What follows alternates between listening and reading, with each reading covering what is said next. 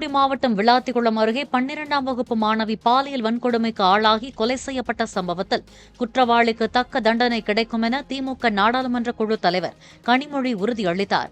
மாணவியின் உடல் தகனம் செய்யப்பட்டதைத் தொடர்ந்து அவரது குடும்பத்தினரை கனிமொழி சந்தித்து ஆறுதல் கூறினார். பின்னர் செய்தியாளர்களிடம் பேசிய அவர் இதனை தெரிவித்தார். காவல்துறை விரைந்து செயல்பட்டு குற்றவாளியை கைது செய்திருக்கிறது.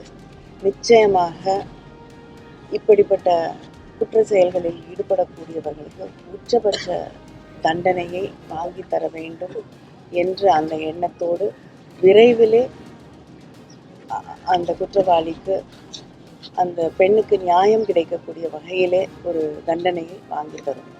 இந்த மாதிரி சம்பவம் இன்னும் கடுமையான சட்டங்கள் அதிகமாக இருக்குன்னு சொல்றாங்க. சட்டம் இருக்குங்க, ஆனா நிச்சயமா அது விரைவில் பாதிக்கப்பட்டவர்களுக்கு நியாயம் கிடைக்கக்கூடிய வகையிலே அந்த சட்டங்கள் செயல்படும்.